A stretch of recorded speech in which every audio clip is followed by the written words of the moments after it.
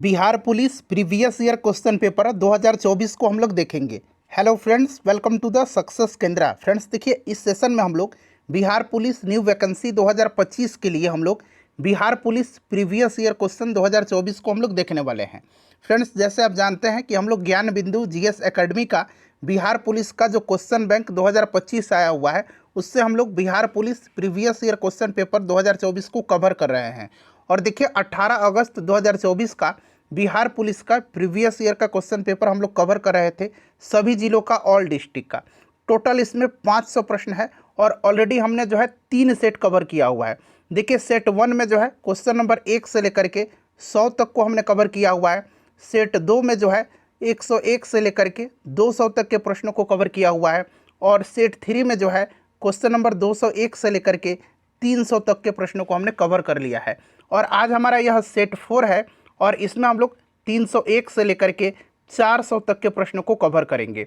और इसी प्रकार से नेक्स्ट सेट में, सेट 5 में हम लोग 401 से लेकर के 500 तक के प्रश्नों को कवर कर लेंगे।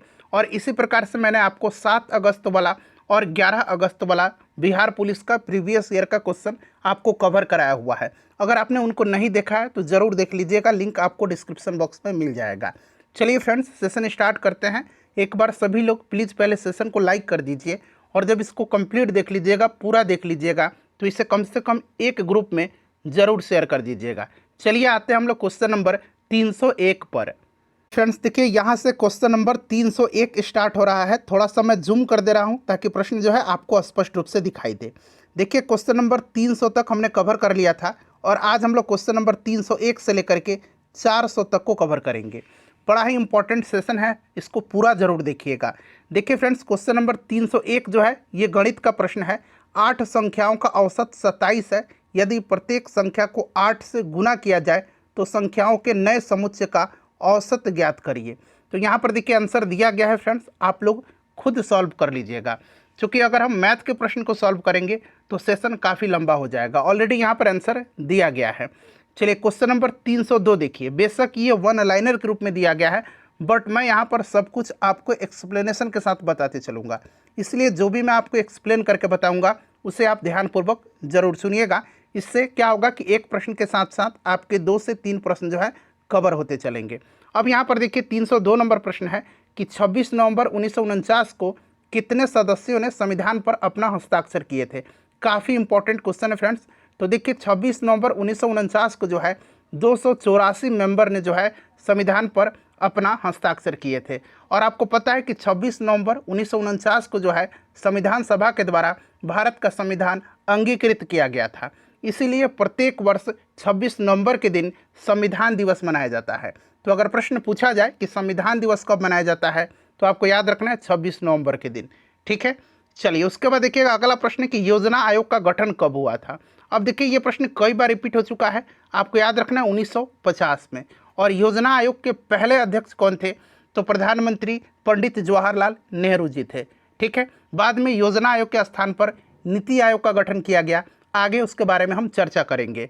चलिए नेक्स्ट क्वेश्चन है कि कंप्यूटर का जनक किसे कहते हैं।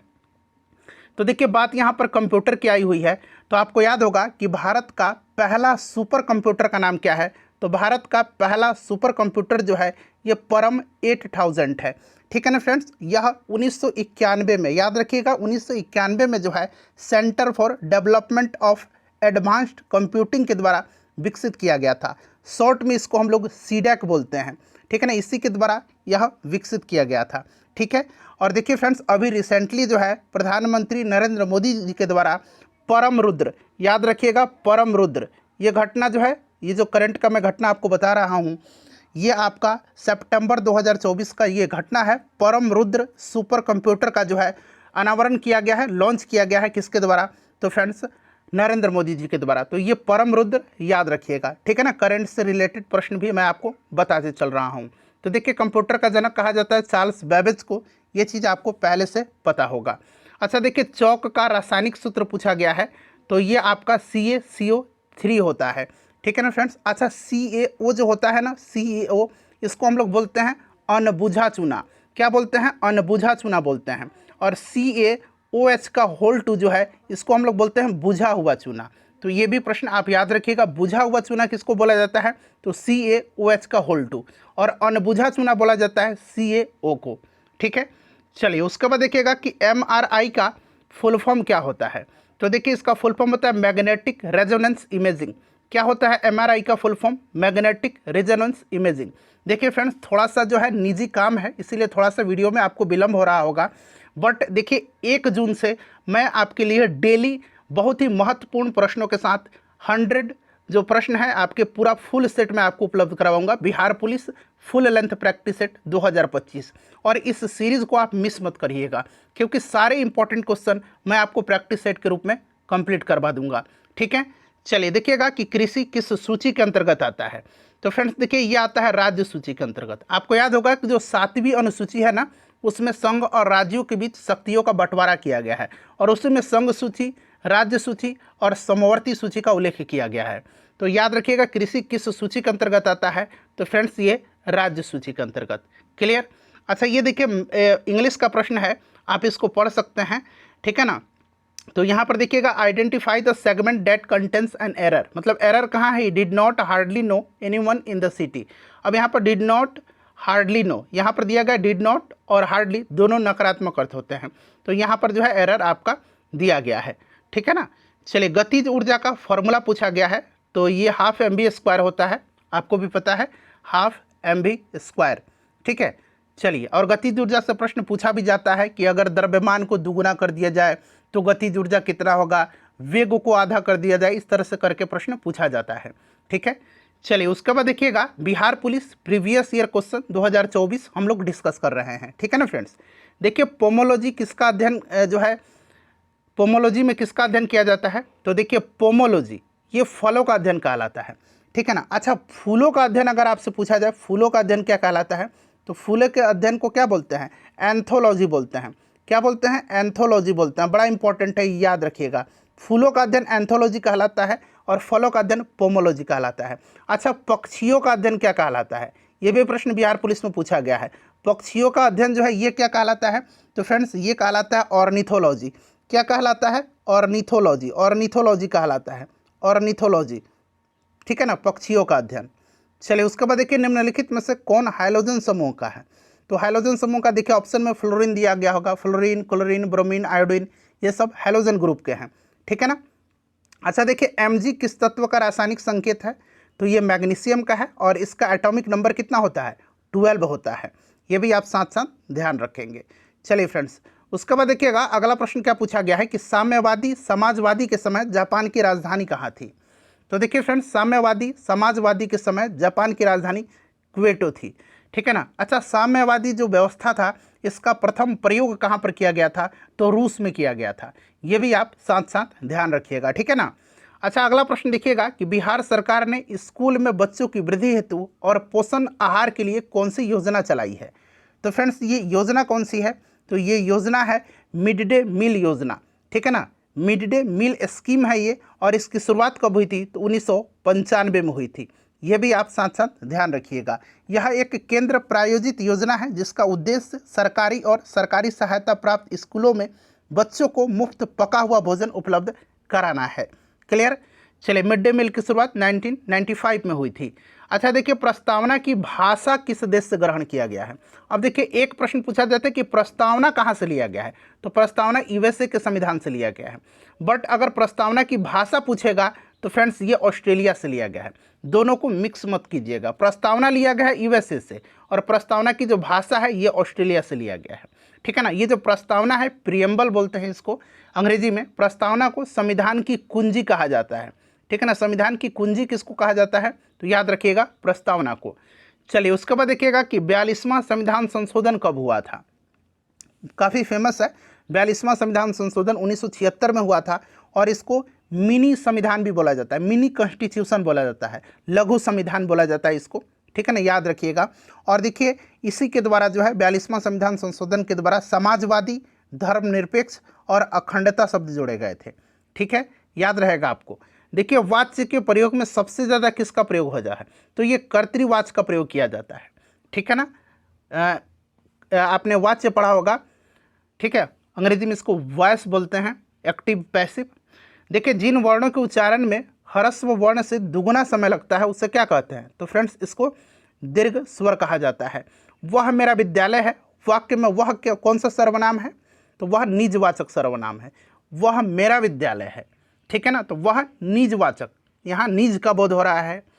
देखिए 1989 में पंचायती राज के संबंध में किस समिति का गठन हुआ था? देखिए जो पंचायती राज से संबंधित समितियां हैं ना, ये प्रश्न पूछा जाता है, ठीक है ना, तो आपको इसको आपको ध्यान रखना है, ठीक है। तो देखिए फ्रेंड्स यहाँ पर ध्यान दीजिएगा, ये पीके थुंगन समिति थी 1989 में, ठीक है ना, आपको याद रखना है 1989 में जो है किसका गठन किया गया था? तो पीके थुंगन समिति का गठन किया गया था। क्लियर? अच्छा, बलवंत राय मेहता समिति, ये भी पंचायती राज से संबंधित है, 1957 में इसका गठन हुआ था, बलवंत राय मेहता समिति का। अच्छा, अशोक मेहता समिति का 1977 में, अशोक मेहता समिति का 1977 में, ठीक है ना, इसको आप याद रखिएगा। अच्छा, हनुमंत राव समिति, हनुमंत राव समिति या हनुमंथा आपको मिलेगा कहीं, हनुमंत राव समिति याद रखिएगा 1983 में। जीवी के राव समिति, एक है जीवी के राव समिति, तो जीवी के राव समिति का 1985 में, ठीक है ना, याद रहेगा। एलएम सिंधवी समिति काफ़ी इंपॉर्टेंट है, एलएम सिंधवी समिति 1986 में, एलएम सिंधवी समिति 1986 में। पीके थुंगन समिति यहाँ पर हो गया 1989 में। हरलाल सिंह खर्रा समिति, एक नया आपको बता रहा हूँ, हरलाल सिंह खर्रा समिति, हरलाल सिंह खर्रा समिति, इसका गठन किया गया था 1990 में। सब क्लियर है? चलिए उसके बाद देखेंगे कि पृथ्वी के उपग्रह का नाम क्या है। तो पृथ्वी का एकमात्र उपग्रह है कौन सा? चांद चंद्रमा है, ठीक है। चलिए उसके बाद देख लीजिए, अगला प्रश्न है कि लोकसभा में बहुमत दल का नेता कौन होता है? तो ये प्रधानमंत्री होते हैं, ठीक है। लोकसभा अध्यक्ष का देखिए शपथ ग्रहण लेता है, लोकसभा अध्यक्ष शपथ ग्रहण लेता है। तो देखिए लोकसभा अध्यक्ष जो होता है ना, इसके बारे में जान लीजिए, ये पद की शपथ इसको नहीं दिलाई जाती, एक मेंबर के तौर पर लोकसभा का जो सदस्य होते हैं उन्हीं की तरह जो है एक सदस्य के रूप में ये शपथ लेता है। और आपको याद होगा कि कौन सा अनुच्छेद जो है लोकसभा के अध्यक्ष और उपाध्यक्ष से संबंधित है, तो ये आपको भली भांति याद होगा, अनुच्छेद 93, ठीक है ना। चलिए, लोकसभा का अध्यक्ष अपना त्यागपत्र लोकसभा के उपाध्यक्ष को देता है और लोकसभा का उपाध्यक्ष अपना त्यागपत्र लोकसभा के अध्यक्ष को देता है, ठीक है। चलिए उसके बाद देखिए, निम्नलिखित में से कौन सा खरीफ फसल है? तो रबी फसल, खरीफ फसल, ये सब हमको बताने की चीज़ नहीं है, स्वयं आपको पता होगा। तो यहाँ पर देखिएगा खरीफ जो है ये धान है, ठीक है ना, ऑप्शन में धान दिया होगा। और रबी जो है उधर गेहूँ देख लीजिए, सरसों देख लीजिए, ठीक है ना, ये सब खरीफ फसल है। अच्छा, जायद फसल क्या है? तो जायद फसल आप देखेंगे अभी जायद का ही सीजन चल रहा है, ठीक है ना, जैसे कि खीरा, ककड़ी, तरबूज, ये सब जायद फसल है। देखिए माउंट आबू पर्वतीय नगर किस देश में है? तो माउंट आबू जो है ये कहाँ पर है? राजस्थान में है। चलिए, केरल का राजधानी पूछा गया है कि कहाँ स्थित है, तो ये आपको भलीभांति याद होगा, तिरुवनंतपुरम में। राजस्थान हाईकोर्ट का खंडपीठ इकाई है तो जयपुर में। और बिहार का कहाँ पर है? पटना में है, ठीक है ना, बिहार का कहाँ पर है? पटना में है, पटना हाईकोर्ट। अच्छा, वर्तमान में अपने देश में, भारतवर्ष में कितने हाईकोर्ट हैं, कितने उच्च न्यायालय हैं? तो ये टोटल 25 हैं, ये भी आप साथ साथ ध्यान रखेंगे। चलिए, चिल्का झील किस राज्य में है? चिल्का झील कहाँ पर है? तो फ्रेंड्स ये उड़ीसा में है। चिल्का झील कहाँ पर है? उड़ीसा में है, ठीक है। चलिए उसके बाद देखिएगा कि पारिस्थितिकी तंत्र शब्द का प्रयोग सर्वप्रथम किसने किया था? तो देखिए पारिस्थितिकी तंत्र शब्द जो है ना, इसका प्रयोग सर्वप्रथम 1935 में जो है आर्थर जी टैंसले ने किया था। आर्थर जी टैंसले ने किया था, ठीक है ना, इसको आप ध्यान रखिएगा। चलिए, कब? 1935 में।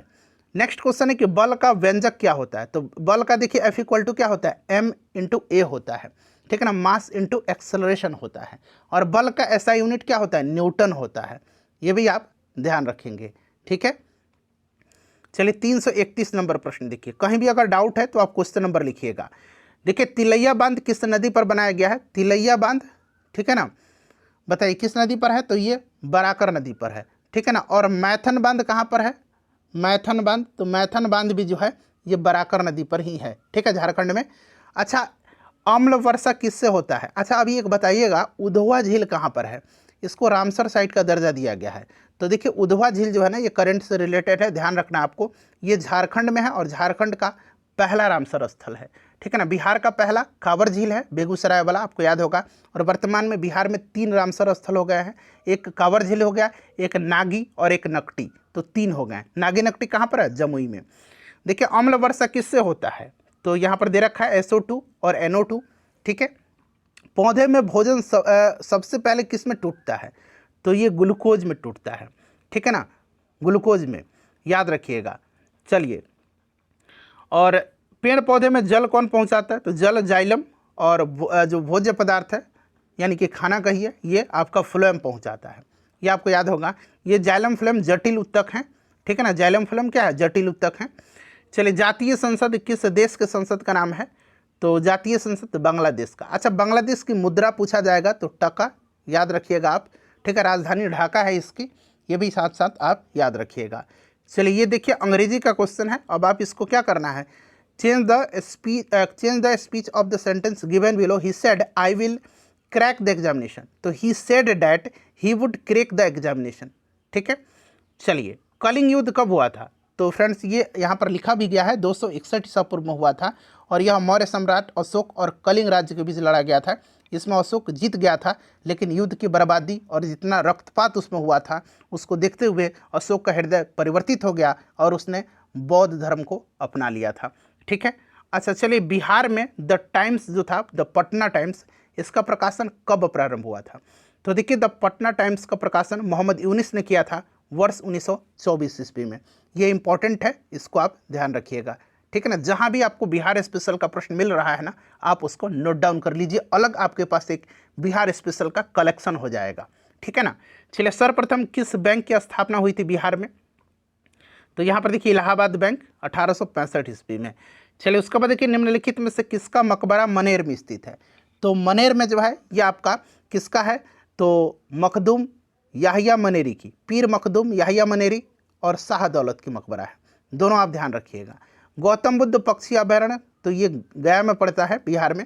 ठीक है, अच्छा, वाल्मीकि राष्ट्रीय उद्यान एकमात्र नेशनल पार्क है, राष्ट्रीय उद्यान है, पश्चिम चंपारण में पड़ता है। कई दफ़ा मैं आपको बार बार बताता हूँ, जो कि जो चंपारण जिले के स्टूडेंट हैं ना उनको तो याद ही होगा, हो सकता है कुछ अदर जो डिस्ट्रिक्ट के हैं उनको ध्यान में न रहे, इसलिए मैं बार बार रिपीट करता हूँ।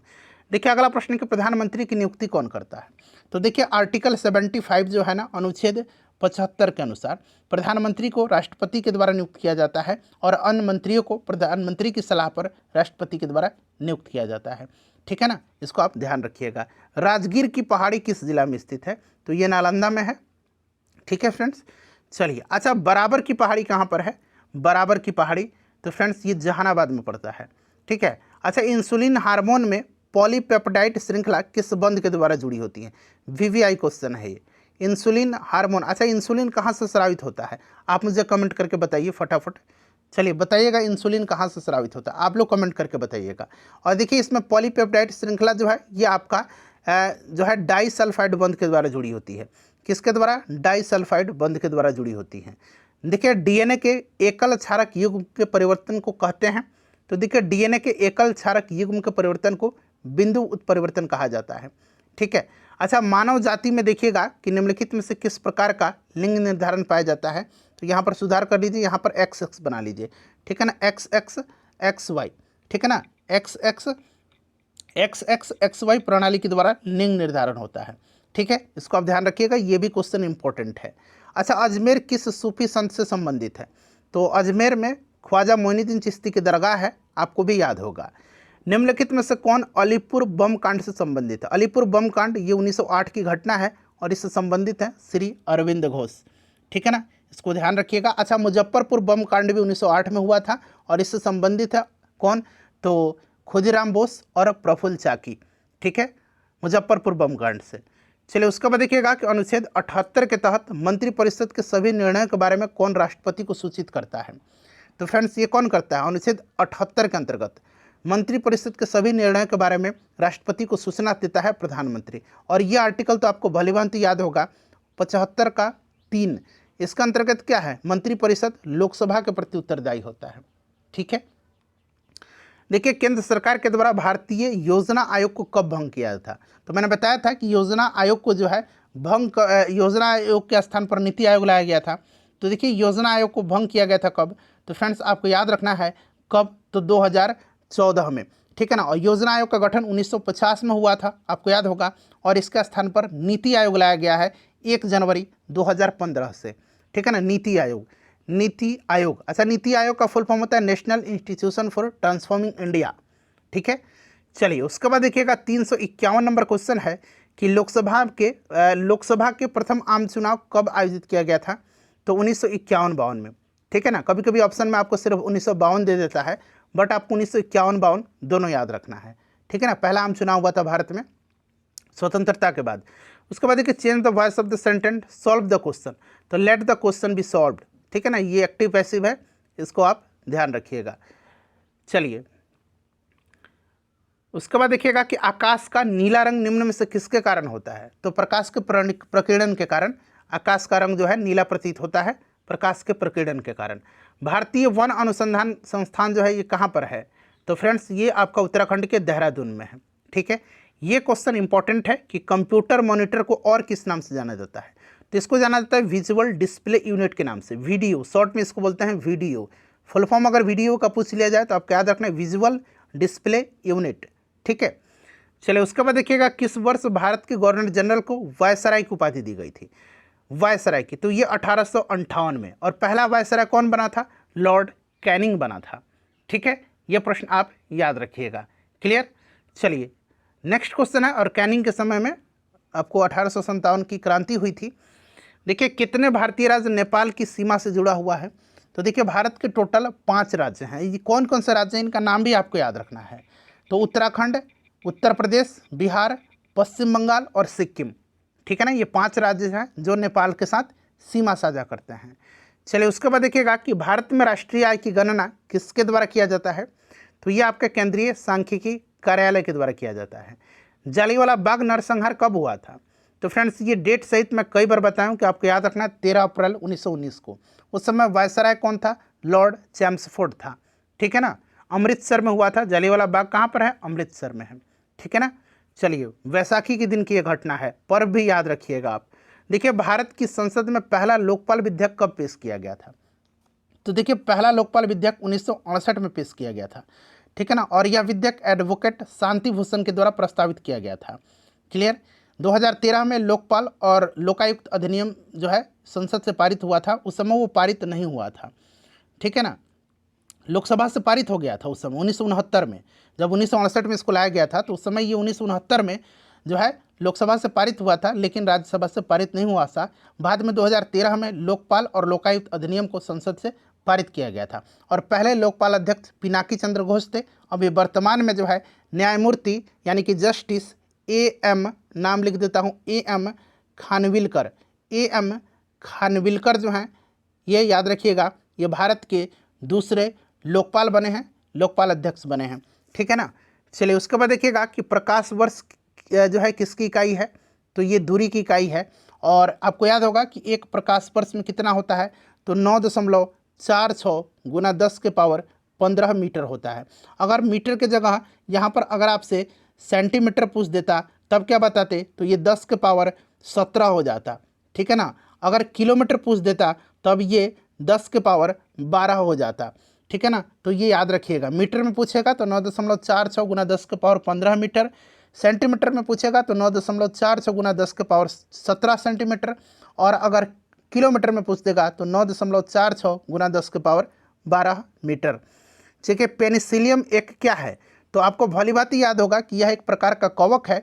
और इसी से जो है अलेक्जेंडर फ्लेमिंग ने जो है 1928 में, अलेक्जेंडर फ्लेमिंग ने जो है 1928 में पेनिसिलियम नोटेटम, पूरा नाम क्या है? पेनिसिलियम नोटेटम, पेनिसिलियम नोटेटम नामक कवक से पेनिसिलिन प्राप्त किया था। इसके लिए 1945 में इनको नोबेल पुरस्कार दिया गया था। आधुनिक कंप्यूटर का जनक, अच्छा कंप्यूटर का जनक तो चार्ल्स बेबेज को कहा जाता है, बट आधुनिक कंप्यूटर का जनक जो है ये कहा जाता है किसको? तो यहाँ पर ध्यान रखिएगा, एलन ट्यूरिंग को।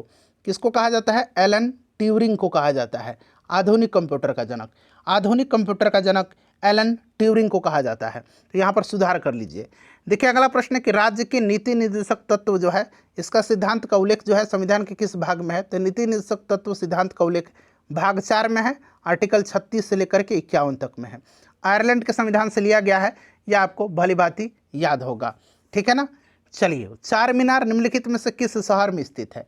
देखिए, चार मीनार की बात करते हैं तो सबसे पहले जान लीजिए ये हैदराबाद में है और 1591 में, रुक जाइए एक मिनट, 1591 में जो है इसका निर्माण हुआ था और इसका निर्माण कुतुब शाही वंश के 5वें शासक सुल्तान मोहम्मद कुली कुतुब शाह ने करवाया था, ठीक है ना। किसने इसका निर्माण करवाया था 1591 में, तो सुल्तान मोहम्मद कुली कुतुब शाह, सुल्तान मोहम्मद कुली कुतुब शाह, ठीक है ना, कुतुब शाह ने इसका निर्माण करवाया था, ठीक है, ये आप याद रखिएगा। चलिए देखिए, विश्व में सबसे अधिक प्राकृतिक गैस का भंडार किस देश में है, तो ये रसिया में है। भारत में देखिए प्रथम परमाणु बम परीक्षण किस वर्ष किया था, तो पहला हुआ था 1974 में, और दूसरा कब हुआ था, तो दूसरा भी आपको याद रखना है। दूसरा कब हुआ था फ्रेंड्स, तो दूसरा हुआ था 1998 में, ठीक है ना। पहला जो था इसका कोड वर्ड क्या था, स्माइलिंग बुद्धा था, स्माइलिंग, यहाँ मैं लिख देता हूँ स्माइलिंग बुद्धा, ठीक है ना, स्माइलिंग बुद्धा। और दूसरा जो था इसका कोड वर्ड क्या था, इसका कोड था ऑपरेशन शक्ति, ऑपरेशन शक्ति, ठीक है ना, ऑपरेशन शक्ति याद रखिएगा, मैं शॉर्ट में यहाँ पर लिख देता हूँ ऑपरेशन शक्ति, ठीक है। पहला 1974, दूसरा 1998 में, ठीक है। देखिए, एक घन का पृष्ठीय क्षेत्रफल, मैथ का क्वेश्चन है, डायरेक्ट फार्मूला पे रख करके इसका आंसर आपको निकाल देना है। देखिए, जिस प्रकार जो है कंप्यूटर का संबंध माउस से है, उसी प्रकार टेलीविज़न का संबंध किससे होगा, तो कंप्यूटर जो है हम लोग माउस से सब कुछ कंट्रोल करते हैं, उसी प्रकार रिमोट से जो हम लोग टेलीविज़न में कंट्रोल कर सकेंगे। चलिए, 370 नंबर क्वेश्चन है हमारा, देखिए रीजनिंग का क्वेश्चन है और यहाँ पर दिया गया है मिसिंग नंबर में, यहाँ पर 185 हो जाएगा, ठीक है। देखिए, ये 17 जोड़ेंगे तो 100 हो जाएगा और 17 दूना 34, ठीक है ना, तो 134 हो गया, 17 तिया 51, तो 134 और 51 आप जोड़ के देख लीजिए, 4 1 5, 5 3 8 और 1 185, ठीक है। इसी प्रकार ये आगे बढ़ रहा है।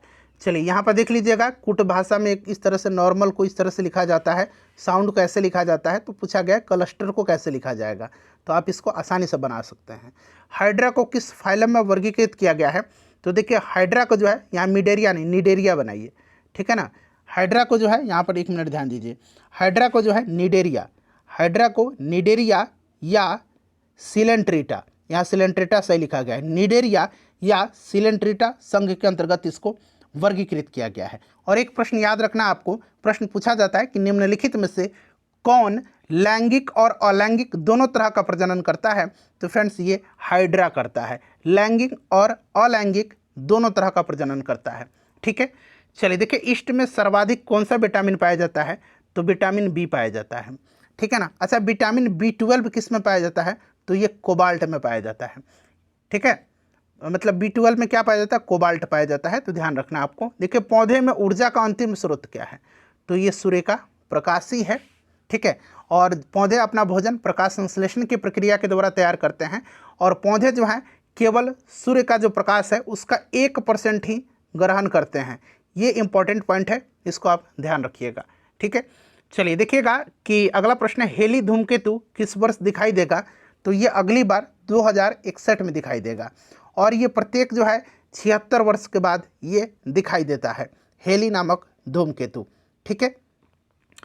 देखिएगा कि भारत पर आक्रमण करने के क्रम में सिकंदर ने सर्वप्रथम किस नदी को पार किया था, तो सिकंदर ने जो है भारत पर 326 ईसा पूर्व में, 326 ईसा पूर्व में जो है भारत पर आक्रमण किया था और सिंधु नदी को पार किया था, और सिंधु नदी को पार करने के बाद वह तक्षशिला की ओर आगे बढ़ा था, ठीक है ना। सिकंदर और पंजाब के शासक पोरस के बीच में, पंजाब के शासक थे पोरस, उनके बीच में एक युद्ध हुआ था जिसको कि झेलम या वितस्ता युद्ध कहा जाता है, या हाइडे स्पीज के युद्ध के नाम से जाना जाता है, हाइडे स्पीज के युद्ध के नाम से, ठीक है ना। तो अगर पूछा जाए कि हाइडे स्पीज का युद्ध किसके बीच हुआ था, तो सिकंदर और पंजाब के शासक पोरस के बीच में, ठीक है।